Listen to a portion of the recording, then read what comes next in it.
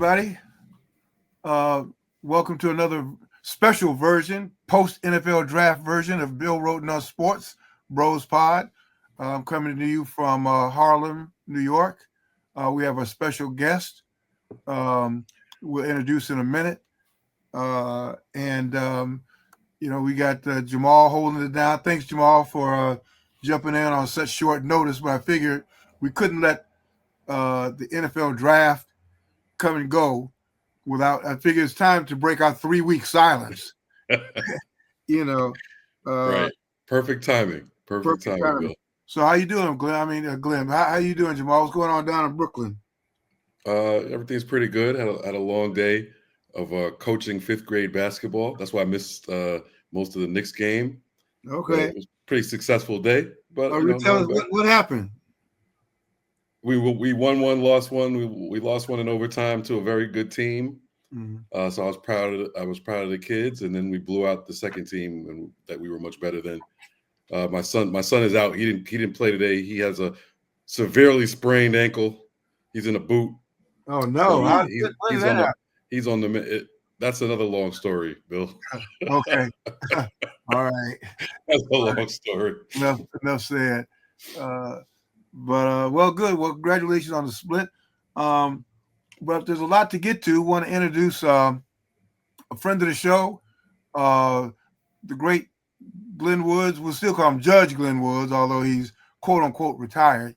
But we always think of him as a judge whenever there are any controversial subjects. He's used to being very even and balanced. So, Glenn, thanks for jumping on such short notice. How you doing? How you been? Thank you, Bill. It's great to see you. Great to see Jamal. We're doing well here in Central Connecticut. All right. Yeah, you're home of the UConn, the NCAA women's champion UConn Huskies, spanked South Carolina to win the championship. Spank Yes. Yeah. Well, I'm happy for Gino, but I must admit I was born in Philadelphia. My wife went to high school in North Philadelphia. Okay. Not far. You know where I'm leading. You know where this is going. Not far from some young woman I heard about years ago in high school in Philadelphia. Her name was Dawn Staley.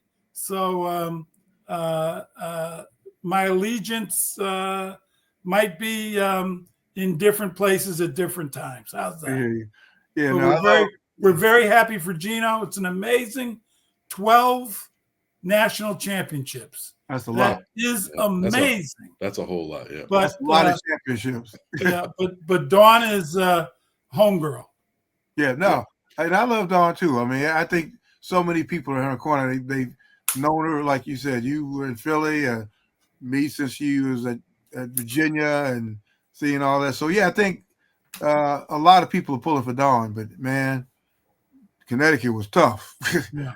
All the King's horses and all the King's men, And then shortly after that, she lost one of her star players. Malaysia Fulwiley going to LSU. LSU, yeah. Which is something, man. Can you imagine she's going? I mean, it's not like she'd go to Texas or out west. She goes right in conference. Well, it's about this. It's about this. How about that? How about that? Whoever they give you enough money, you go anywhere. Well, yeah. I mean, but that's got to be, man. You talk about a game you got to be at when South Carolina plays LSU. Holy mackerel! And then Dawn had brought in, I think two. I know she brought in somebody from Florida State, the leading scorer in the country. Yeah, so I guess Fulwiley said, the handwriting's on the wall, Or they're saying that Mulkey will let her play her game and that Staley had her constrained, playing it within the system. Yeah, which is interesting. That's the word. I don't know if that's true or not. Yeah, what's the word? Thunderbird. What's the price? 30 twice. Yeah, so we'll see. But I'm looking forward to that. But meanwhile, I mean, the reason why we hopped on this call real quick because we had the NFL draft over, and the only thing people were talking about still today is Shedeur Sanders. Why did Shedeur Sanders, who was regarded, now we know who was regarded by himself or who, but was regarded as a top 5 pick. That was the talk. Was it going to be Cam Ward or Shedeur?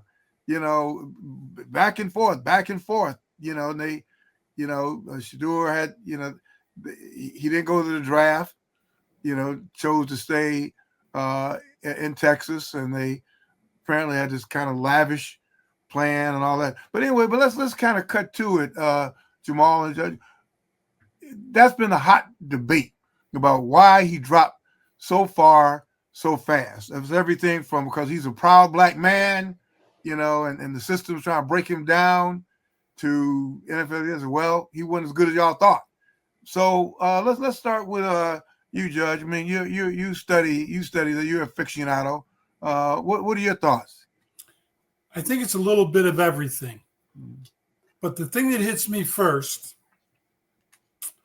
is, and Bill, you've written about this. You, Jamal, and I have talked about this before, that in watching the draft, of course, I was switching between that and the NBA playoffs, but in watching the draft, when they would go to the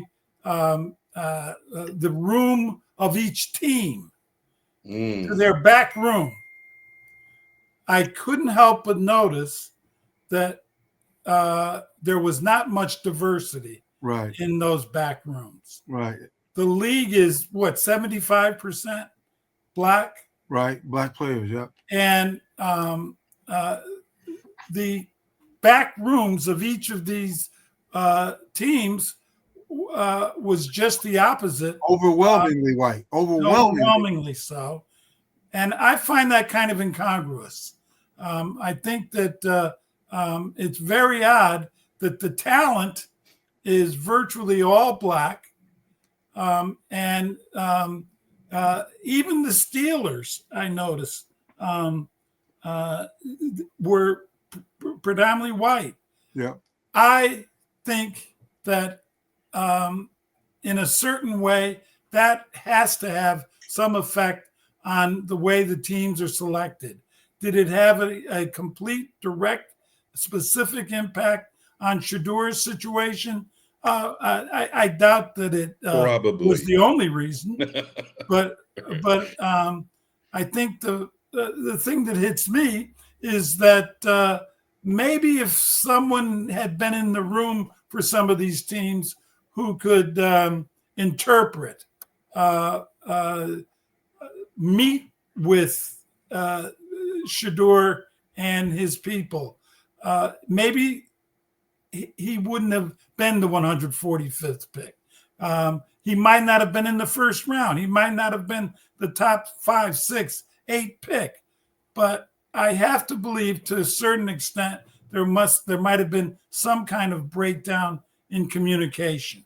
My concern also was that for some of the things that I read through this last 2 seasons, that I'm not going to say there's a diva quality, but there is some issue there in dealing with Shedeur.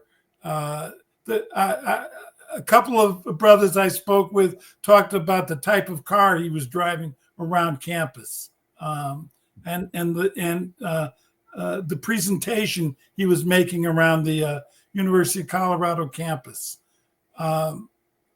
That might have been interpreted or translated to the teams that he met with negatively.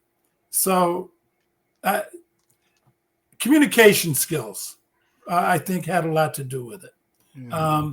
I'm not certain that he was as good as we want to think he was. He was 13-12 as a starter at Colorado. That might have had something to do with it. I think there were a lot of issues that went into this. But bottom line, I would be less than candid if I didn't say that there was something personal that occurred. Mm-hmm. That's my concern. I wasn't there. I wasn't near there. you two guys are really the football experts. I just pay my money to go to the games, but I have to believe that there was a personal issue to some extent. He wasn't even the first quarterback drafted on the Browns. Dillon Gabriel was chosen ahead of him. That's when I drew the line right there. Yeah, that's when I drew the line when they took Dillon Gabriel. Right. They've got I think there are 4 or 5 quarterbacks on the team now with Joe Flacco, Gabriel. I'm forgetting Kenny Pickett. There you go. So I do have concerns about what happened. It's and it might be personal towards Deion. I don't know. Deion allegedly tried to do the Manning thing of not dictating, but suggesting where he wanted his son to go. All of this, I think, came together and made for a bad mix that really, in the final analysis, hurt Shedeur's status. What do you think? He deserved better. What do you think, Jamal? No, I agree with that. I think it's all of the above. It's funny you bring up the war rooms in the draft, because I noticed that too. And like you, I was flipping back from NBA playoffs to the draft, so I didn't see all those rooms. But they all look like that. Yeah, most of them I saw, and it's funny because I did notice Atlanta. I saw Atlanta's war room, and I was like, oh wow, diversity. But then I thought about it, I was like, I really only saw 3 guys, probably. Right. So it's just the bar is so low. Yeah, the bar is so low. So I definitely think there's no question that plays into it. I mean, you have a lack of diversity in these draft rooms. They're drafting a guy who's, black people barely can understand where he's coming from, but we're probably better understand him than most. So there's that. There's what you said about being personal. I believe it had to be a personal situation to some extent to both Shedeur and Deion. But then I think also there's definitely a diva aspect to it. The way Shedeur, even the way he comes across in press conferences. I mean, very, very, whatever you want to call it, cocky, confident. But he did kind of have an air of, I'm legendary. He uses that word all the time, legendary, and I don't have to, whatever. I'm gonna be fine. I'm gonna be the greatest regardless. Doesn't matter.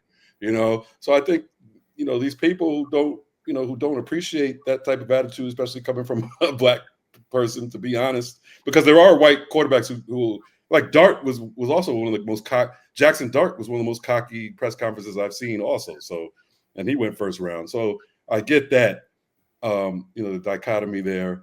But I think there's blame to go around. But at the same time, I also look at it. It's not a huge deal to me overall, because what matters, it doesn't matter what you're rated as a draftee. What matters is what you do next. Are you good or not? And we'll all get to see it. We'll all get to see who was right, who was wrong in terms of their prognostications. So I'm looking forward to that. Like I said, he's at Cleveland. You're right. There are a bunch of quarterbacks, but no good ones.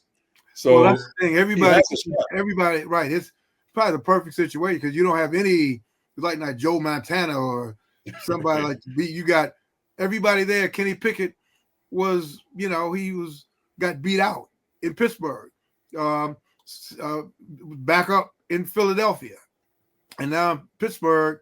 And I'm sure I'm not sure he anticipated they were going to draft 2 more people behind him. So it'd be great competition. But let's kind of stay on this thing about the cockiness and all that, because that seems to be among people who are, talking about Shedeur was sort of like Kute Kinte, and they wanted to make an example out of him, this style. But I guess what is that saying about Cam Ward, who was the #1 draft pick overall, and Jalen Milroe, who was drafted, third round drafted ahead of him? Are you saying that Shedeur is a much more threatening black man than those two? And if that's what you're saying, how you feel if you're those two? They're saying, well, my chopped liver, what I'm like, yes sir, no sir, hang my head, or is that real? That maybe he's not the type of, like a very wealthy, he has money already. Meaning Shedeur, he's already got money, like you said, Glenn. He drives around with this expensive ass car. The year before last, one of his celebrations was he had doing the watch, because he had this expensive watch and doing it to the fans, and but maybe all of that plus the Dion machinery, the prime machinery, the documentary, there was just so much hype around it, but so what do you guys think? First of all, this is the first point about he's a more threatening black man than either Milroe or Cam Ward, or else had it not been that, he would have been the #1 pick. I mean, that's what some people are almost suggesting. Well, I think Dion has always been someone who has sought and received a lot of attention. Right. Probably one of the most attention-getting, if that's the right phrase, athletes of our time. Right. And but Dion was one of the best. He lived up to the hype. Right. So I think people had to deal with that. Right. He was a great football player. Won titles in Dallas and San Francisco. Right. Did he not? Yeah. Yes. Yeah. He was a successful baseball player who hit the hell out of the ball. I even saw him one time. I'll never forget this. He was in a summer league basketball game. He came down the court and tomahawk dunked it. I don't mean he just dunked it. He swung his arms around and tomahawk dunked it. Right. So Dion was the real deal. Yeah. And I think that people resented that in the long run. The fact that this brother carried a lot of attention, did a lot of stuff to attract attention, but he was damn good. Right. Remember, when he left Jackson State, some of the coaches in his conference were really upset with him. So he has always carried a mixed bag, if you will, of being great, getting a lot of attention, annoying some people. But the fact that he was so great, people had to deal with it. Right. And I think that to an extent, people in the NFL might have seen that this is a way to respond to Dion, particularly since his son was not Eli Manning yet, right? Or Eli's big brother. Right. He wasn't that good yet. He might end up being it. But right now, as I said, he was 13-12 at Colorado. They had their good moments. They were 9-3 this past year. Give them credit. They won their first year. They won their first 4 and then lost the rest of their games. So he's been up and down. Right. He is not Cam Ward. He is not Caleb Williams. He certainly is not, and this, of course, with every bias in the world, he certainly is not Jaden Daniels. And he's not his father. I'm sorry. Well, yeah, he's not his father. He's not. And I think you're hitting on a great point, which I've been saying all along. I do think that Shedeur and Dion, I guess, overplayed Shedeur's hand. Okay, if you're gonna, Deion, you went over his accolades, but he was one of the greatest athletes ever. Ever. Right? He could have said whatever he wanted to say at any time. It's like almost like Muhammad Ali. You know what I'm saying? Like this guy, if you're one of the greatest of your generation, easily you can get away with anything. And I think, let's say Travis Hunter was acting like that, he still would have been drafted top 3. Yeah, that's a great point. Right. That's a great point. Yeah, they weren't playing any games with Travis. They said, no. We don't care what the hype machine. This cat is going number 2 because he's got talent. And if Shedeur would have been like a Michael Vick or I mean, yeah, that's but I think go ahead and make the point. I think that when you talked about overplaying a hand, because I keep going back and forth, and we all know, man, that talent. Even if you wanted to get back at Deion, if you've got a generational talent, they say, well, we'll get back at you a different way. Maybe we ain't gonna get back at you that way, because we thrive. What we deal in the field of sport and play, we deal with talent, and you either do it or you don't. And that's not to say, that you're all those white boardrooms. Yeah, and they'll reach for a white guy like that. They'll still reach for Johnny Manziel, Johnny Manziel, yep. Kid who went to Cleveland first and then been bouncing around. Finally found a home down in Tampa. Baker Mayfield. Had to be humble. So I think this is America, and to be black in America, there are realities, but there's also realities about other stuff too, man. Just how you carry yourself. Who you piss off, who you don't piss off. And, if you're, like you said, he's not his dad, but it's kind of sometimes you are like, well, my dad was like this, so I've got entitlement. And he was raised by his dad. Right. And I mean, his dad was his only coach. So I'm looking forward to seeing that too. How is he going to respond? This is going to be the first time when his dad is not his coach, yeah. And also, I mean, if you want to look at it, and if you don't even want to criticize Shedeur, let's say you don't want to, you think he should be able to act how he wants to act, and that's fine because other white quarterbacks could get away with it. Fine, if that's the argument, okay. So let's see. Like you can say he did it his way, right? He was himself. This is who he is. He's authentic. He's authentic. So if he's successful, in the pros, becomes a starting quarterback in the NFL, a legitimate starting quarterback in the NFL, we'll look back and say, hey, he did it his way. Right.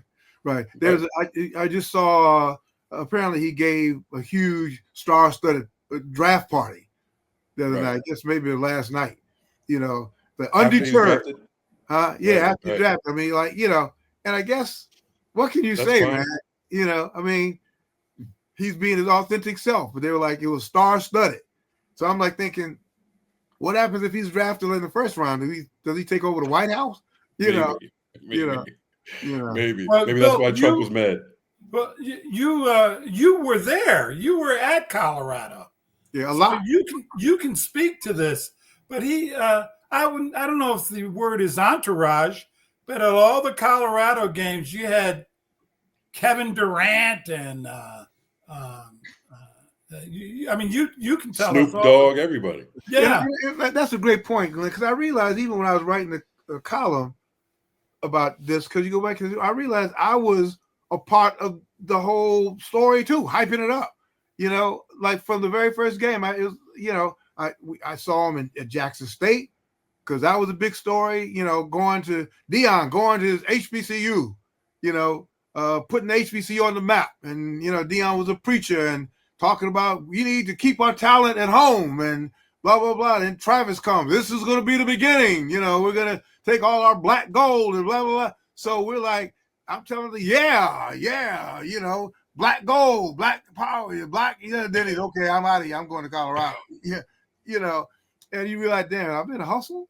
Or what? And then I was going to Colorado because first game on my birthday. I'm in Colorado, and then they do the upset, and he comes into the, they beat I forget who it was. TCU. TCU. Yeah. He comes into who had been to the final game the year before. So he comes into the press conference, do you believe? Do you believe? And he was calling out ESPN reporters and all that, I told you, what do you think? And as a writer, you're like, this is great.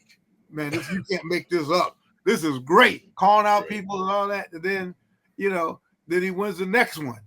I'm going there. Then the third one, and we're thinking, and you're hyping this up. And Shedeur is his, and then they go on to lose.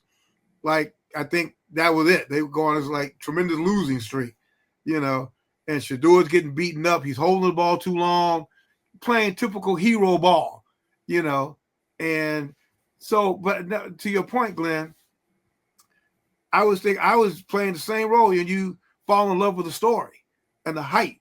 And so you're right. So by the time you get to draft day, this guy's got to be, he's got to be like the number 2 quarterback taken, or maybe even 1, because we've all built this story up.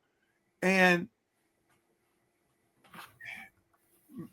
at some point, you've got these cats evaluating them. They ain't part of the story.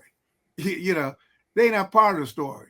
I guess even if we make a provision for racism, they drafted Cam Newton, all kind of. But Cam Newton jumped off the screen in the page athletically. He's like a Travis Hunter. Well, that's what I'm saying. That's what I'm saying. Like, he was such a phenomenal talent. So I guess I keep going back and forth between acknowledging the realities of life as a black man in America, but also trying to be somewhat a Jeff, because you're right. I mean, I was at all the press conferences, all of them. Well, but what was your take on Shedeur in terms of being a little closer to him? Just as a journalist, I mean, I've interviewed a lot of people, and kind of aloof, a little kind of snippy, not warm and fuzzy, not just kind of asking a question and kind of getting blown off, and man, why do I even have to ask it? And you're like, well, okay, I get paid to do this, but I ain't necessarily enamored. Dion is fine, because Dion is Dion, and he does all the preaching, all that. Well, you know what? Dion's earned it. Like you said so eloquently, Dion's earned it. This guy's one of the greatest of all time, so I'll give him a lot of respect, and he gave me a lot of respect. Right. So, but you're right. I saw it, and I'm like, well, not necessarily warm and fuzzy, kind of entitled, but I kept saying that, well, it's okay to be a young black kid and be entitled, and there are a lot of them, kids whose families are very wealthy, and but you could also, you don't have to be necessarily an asshole, right. So and I guess I was thinking too. I mean, we've just named our 9th class of Rodent Fellows, and so every year we interview a lot of kids, and a lot of it is how good how earnest you are, your grades and journalism and all that, but a lot of it is chemistry. Can this person work with other people? And the quickest turn off is to interview somebody who basically figure, I'm doing you a favor by even letting you interview me. I'm kind of God's gift to journalism. Ain't written one story yet. I'm like, well, you know what? I think we'll pass. Right. So, but the other people say, well, but don't be intimidated. Don't be intimidated. I ain't intimidated by it. Our job is to teach. So I just know that here we are. We did the same thing with Bronny, right? We spent almost 4 days after the draft debating whether Bronny should have been, what was he, Jamal? The 50 something, 55th. He was the second to last, wasn't he? No, I think how many are there? 60? 60. He was maybe like 50. He was close to the last. You're right about that. Yeah, he was. Yeah, but the difference is though that I I'm not sure. I have to respectfully disagree to a certain extent, Bill, because at least Shedeur had success. No, absolutely. No. Yeah. Shedeur and Bronny are not on the same level. Yeah, Bronny. Right. They're not on the same level. Start on a team that didn't make the NCAA tournament. Right. He's 6'2". He's not a point guard. And his game will really have to develop for him to make any mark in the NBA. Right. And Shedeur's game, and he's on the playoff roster just to hit him with another another unnecessary shot. Yeah, I noticed him on the bench there the other evening. Unbelievable. Shedeur. No. All right, let's go. Totally right. Shedeur earned it. I mean, he didn't earn it. But I guess what I was just referring to was the hype. Like we become addicted to the hype. So with Bronny, it was because of his dad, and we're debating that. I think with Shedeur, what are we arguing? I mean, are we arguing? And I was asking my nephew. So what are we arguing here? Are we arguing that Shedeur is a much more intimidating black man than Jalen Milroe and Cam Ward, and that's why he wasn't drafted first? Because the people we're going to punish him. That to me is a tough argument. And I don't think if they're like Milroe is also a guy who's a ridiculous athlete, 4'2", built, put together. Like I don't even if they were equal. It's different. It's a different story also. But yeah, I don't know. I don't think it's just that they don't want to deal with an intimidating black man, but I think they won't deal with one if they don't have to. Right. Exactly. I think that's a great point. Yeah, there was no each of these teams at this stage of his career looked at Shedeur and said, it's not like we're losing out on something big. Right. We're not losing out on Caleb Williams. We're not losing out on Jaden Daniels. This kid has a long way to go if he is to succeed, and we're willing to move on. Without him, we don't think it'll be that big a loss if we don't draft him.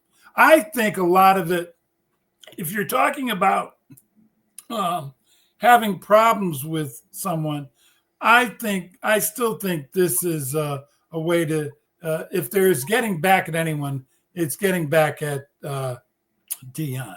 Yeah. I don't think it's. Shedeur. We've all heard stories about his feeling about himself, so to speak. But I think a lot of it is people getting back at LeBron. Excuse me, at his father, at Dion, and all that Dion is, all that he is, all of his success, the people who have followed him, the attention he's gotten, his entourage, if you will, at Colorado games. And he has left. Bill, you know him. I don't know him. Jamal, you may know him. But he has left certain places, and people are upset with him. And I look at the HBCU football coaches, a number of them who spoke out, who weren't afraid to criticize him after he left Jackson State. Yeah, I think that's a fair take. And also, not just remember the coach of Oregon? He didn't like him, right? Like a lot of people don't like Dion. Let's be honest. And I'm sure you think they didn't go talk to other coaches in the conference and find out about what they felt about Shedeur, and maybe those people also had Dion hate in their head too. I mean, I think Dion definitely played a part, and not only indirectly, he was one of the people hyping his own son up publicly. Someone put a tweet out there recently. I guess it was before the college season ended, and he was clapping back at somebody on Twitter who was hating on his son. He said, "My son's going to be a top 5 pick. What are you doing?" Right. And then they corrected his tweet. Your son was not a top 5 pick. Right. Right. And Deion, I mean, I guess it's hard. I mean, listen, Jamal, you coach your sons, and that's you're going to do one or two things. You're going to be harder on your sons just to make an example, or he's going to be teacher's pet, and I think Deion probably tended more to teacher's pet, which makes this next chapter so compelling, because how is he going to do, without his dad being the guy, and being, no competition. He's a quarterback. There ain't no quarterback competition, So, and I think, like you said, Glenn, he very well may, beat everybody out and be the season starter. And you say, God bless him. If that's the way it is, God bless him, and be you, and even if you don't, you can still be you. But there are consequences of that, because you be you, I'm gonna be me. They say, well, speak truth to power, and then what happens when power speaks back? So there's always that. But the NFL is not the NBA, meaning they don't like you, they'll do without you. Right. Exactly. NBA, you get the feeling that Adam Silver, who is a fine commissioner, I really like him, at times is a little more open-minded, a little more forgiving with the players in the NBA than the NFL is. Although I know you're on a first-name basis with the commissioner of the NFL, Bill. And hey, Roger. Well, that's another great point, because one of the things I've heard here and there, as far as the Shedeur thing is concerned, that there might have been actually collusion, right, in terms of why he went so late, and that maybe the powers that be, these GMs got together like, hey, we're going to make an example of him. And I'm not a conspiracy theorist, and I'll say, nah, that probably didn't happen, but then, all you have to do is think about, and you're talking about how the NFL, if they don't like you, they get rid of you. Right. We saw someone who protested police brutality and never played again. Right. Okay, right. So anything is possible with the NFL. Yeah, no, and I think you got to make it clear that anything could be possible. And it doesn't take much. You say collusion, there's a difference between collusion and just conferencing, and you're playing golf and you're at these meetings, and they sometimes have a life of his own. Oh man, that kid, he told me, and all so, but that kid's sitting around and he comes in with this jewelry and he's acting like, before you know it, this whole narrative about this kid has come in, and you don't even have to say anything, So I ain't gonna school, And then you got Pittsburgh. I thought that maybe at some point Pittsburgh was gonna take a chance on him, because of Mike Tomlin, right? But you know what? I have a feeling Mike says, "Good Lord, you think I need to save every brother in the league?" I'm sure he said that to himself. And then the funny thing is, they they drafted the kid from Ohio State in the 7th round. Oh, did they? The quarterback from Ohio State, they drafted him later. Oh, okay. So they did take a quarterback, by the way. Yeah. It just wasn't here, but they passed twice. Right. They At least. twice. Right. Giants passed twice. So, I think that, and Bill, you could speak to this. Jamal, you can probably speak to it. I think they're probably nice people.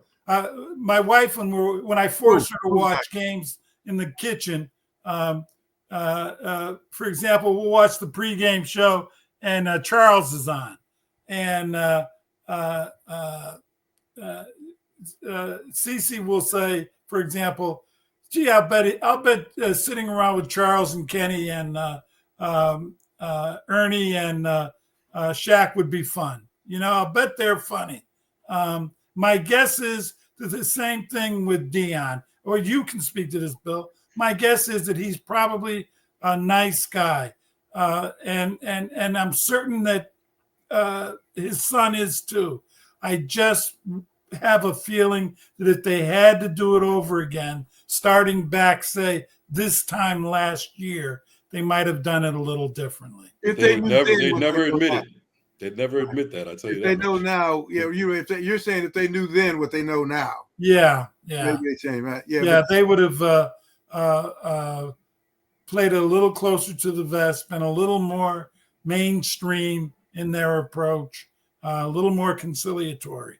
Well, I mean, Shedeur was definitely humbled by all this. I got to ask you, did you he's guys? humble. Then he goes around and gives like a That's, star. well, I mean, well, did you see he was at? Did you see the prank call? Oh yeah. From the son of the Atlanta Falcons defensive coordinator, right? Right. He got his number. Right. You know, which tells I've never seen anything like that ever. Which takes it beyond the pale a little bit. Right. That this guy, I mean, which to me that probably betrays what we've been talking about, is that a little vitriol aimed at Shedeur, people wanting to get at him, people wanting to take shots at him. So yeah, this kid, the son of the kid, takes his entitlement, takes Shedeur's right number and calls him and pranks him. You know, now I can't remember that ever. Ever. Happen, and that's because he didn't. Everybody's kind of dancing on the grave. What they perceive as a grave. So it kind of makes you feel, no matter how you feel about Shedeur, is that what, man, you showed them cats, man. And that's the great thing about this business. You're gonna have you're gonna have an opportunity to play, and to beat out Flacco and Pickett and the cat and Gabriel, who they took 2 rounds before you. Yeah, you'll have that opportunity. And if for what I perceive of Shedeur, he probably thinks he will. He probably thinks which is a good trait. That's a great trait to have. It's a great trait. I mean, and think about it. You got a son, 2 of them, Glenn. And we all, I got a daughter, but I mean, we all and a grandson, and we want our children to be confident. I think it's safe to say we want all our children to be confident, have a great sense of self. And I guess the question is, what's the next paragraph? Is it how you conduct yourself? Is it how do you manage ego, respect? I mean, there's a lot of. I think it goes back to what you said earlier too. We all want them to be confident, but I don't think we want our kids to be assholes, though. Don't want them to be assholes. No, you don't have to be an asshole. Yeah. So anyway. Well, through this discussion has been great, and throughout it, and thinking about this over the last couple of days, I really think that there is, I'll use another diplomatic term, concern about Deion and all that Deion Sanders has been. And now he has this son who, as you said, Bill, might feel a bit entitled. There's nothing low key about either of them. And do I think that the league got on a conference call and said, we're going to fix Deion? No. But it is possible that word travels from team to team. Maybe not all 30 of the teams, but to enough of them who might have had an interest where they say, this guy can be a problem, man. We should really take that into consideration. I could see that happening.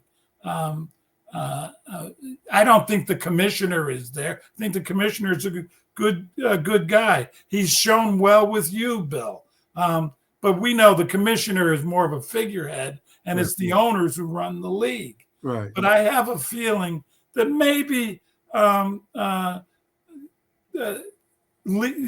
might be respected, but he's also possibly people are jealous. People are envious. No question. And this might be a way. This might have been an indirect, not agreed upon, but an indirect group effort to show them how important they really are. And not only that, remember there were also like direct rumors and innuendo about Deion wanting to coach his son in the NFL. Right. So if you add that to the mix, if you're a coach, you're going to co-sign bringing this guy in who you might bring his father in to coach him? Right. Well, he did talk with Jerry Jones, did he not? Right. At the end of the day, Jerry said, "You know what? I love a show as much as the next man, but we got a rookie coach here. Am I going to do this to him? We're going to bring in. For all this trash I'm talking, I'm going to be there in Cleveland for training camp. I'm going to be there. The show don't stop. The show does not stop. Well, Jerry Jones said, "I can lose with you, or I can lose without you." Exactly. And he'll continue to lose without him. Right. But you notice how cocky I'm getting, Bill, now that we got Jaden Daniels there? You talk a lot. I know all of a sudden. Man. We're talking a lot of trash now. You got and I'm telling you, that record could be turned around coming this season. We could be just the opposite. This Super Bowl in the Super Bowl a bust. In the Super Bowl a bust now for pretty much for the Commanders. No, I think this is going to be Jaden Daniels said it a couple weeks ago. He's got to prove it all over again. They had one of the easiest schedules in the league last year. Right. They snuck up on a lot of people. This could be a tough year. I'll be happy if their record is the same as it was last year. And to your point, if Shedeur is legendary, what is Jaden Daniels? Exactly. What does that make him? He's God. Yeah, he's God. I mean, what's that? That's why it doesn't make sense. What's Patrick Mahomes? What's Jalen Hurts? If you're legendary, what are they? So you're 13-12, as Judge said. Yeah. Well, if you look at these guys too, that's a good point. Look at these guys. Look at their demeanor. Whether it's Patrick Mahomes, Jaden Daniels, Caleb Williams. Now, Jalen Hurts is a little different. But if you look at these guys' demeanor, they're all pretty low-key, respectful young men. There's not a lot of who shot John behind them. And the league likes and wants that. Now, Jalen Hurts is a little different story. He has as far as I can see, and my friends and relatives in Philly tell me he can be a little more stern in his approach. Right. But if you look at all these guys, not warm and fuzzy. Yeah. If you look at all these guys, there's not a whole lot of stuff around them as there was with Deion and Shedeur. And I think that really made a big difference. Right. And Shedeur just wasn't good enough to overcome that. Right. At least not yet. Right. And that's because I'm a proud black man who speaks his mind. That's why. Well, and that's why I go back to. Well, okay, then you did it your way. America treated you how America treats you. Just do what you got to do. Get it done. Right. You did it your way. Right. Hey, listen. So just fine before we wind this down. This special edition of Bro Spot. Thanks again, Judge, for on a Sunday afternoon, skipping a couple quarters of NBA basketball. The NFL's king, man. The NFL controls an area. We talk about the fifth round pick, a day after the thing. But just to kind of wrap up go ahead, Jamal. What are you gonna say? No, just Celtics up by 7 in the late third quarter, 2-1 lead in that series. And just to remind where we're at right now, the Knicks take a 3-1 lead earlier today.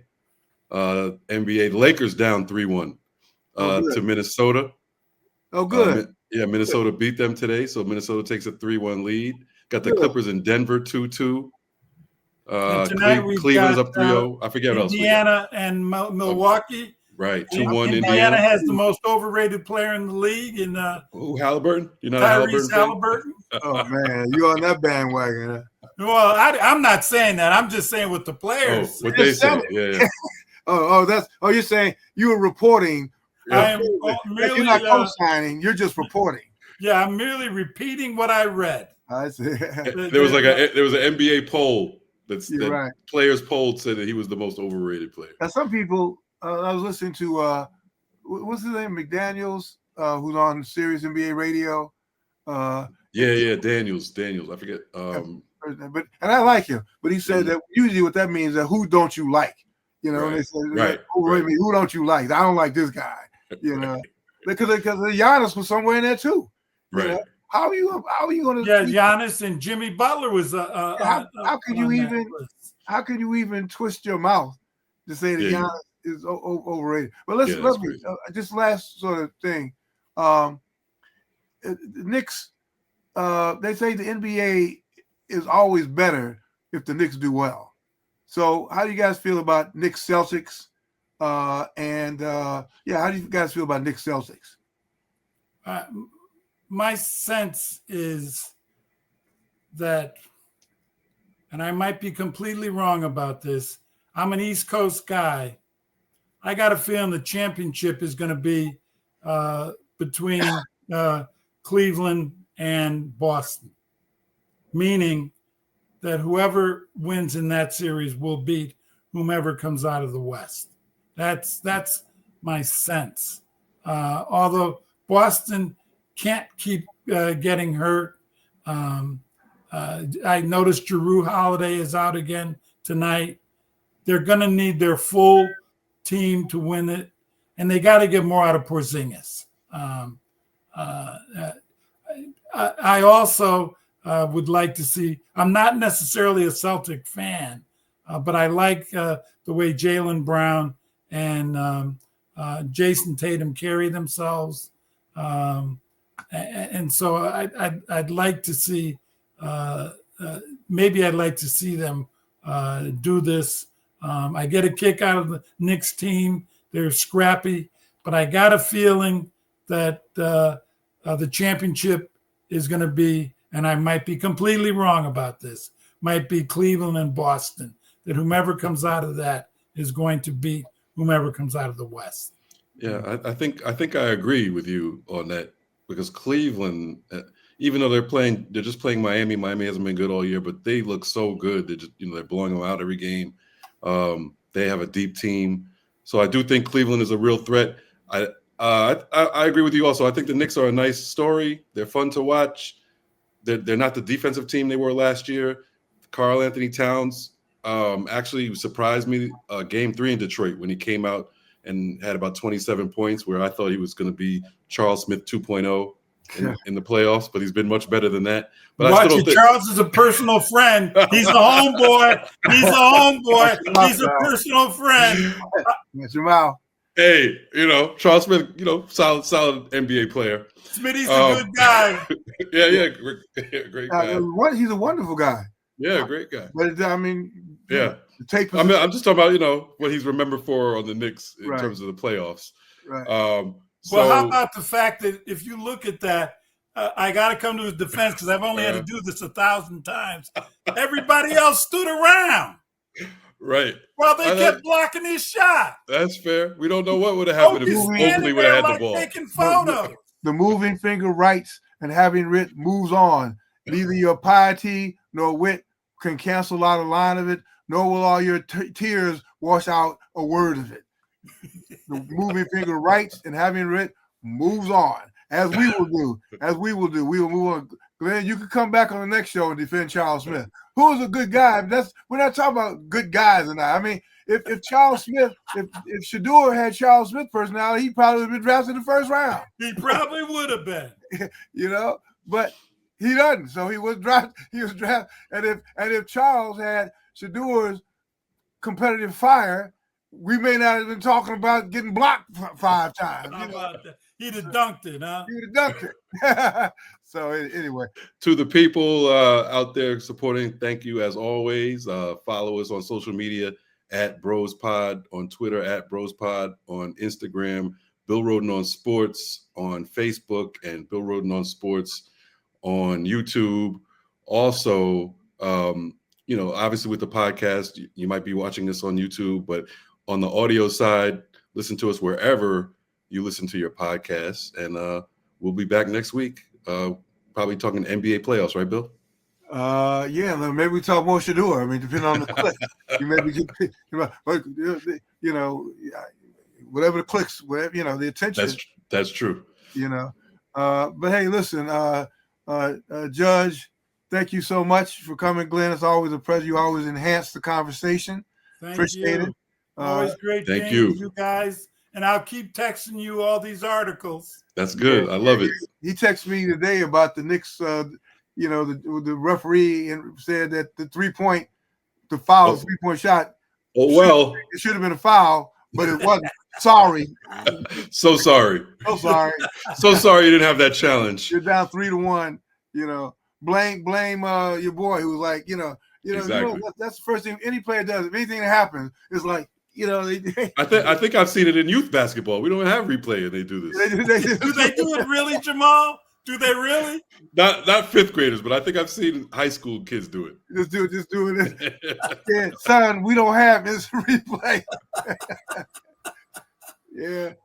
Just last thing, I didn't mean, but we were talking about character and Goodell versus Adam Silver about Ja Morant.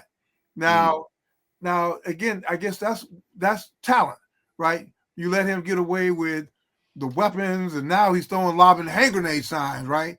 And it's like, fortunately, are they getting eliminated? They've been eliminated, right? Yes. Yeah. So we ain't got to see that anymore. But again, he's been able to do that because he got talent, I agree with that. I also think that now. I also think that Adam Silver is a progressive gentleman who believes in giving these guys a little more latitude.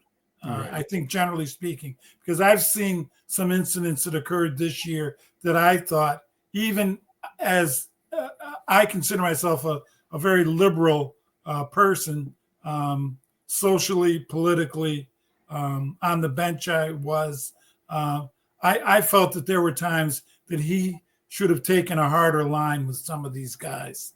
And so I think it's his being liberal, giving these guys latitude, and also the fact that he's looking at the bottom line. And people do want to see Ja Morant play because he is a real talent. Right.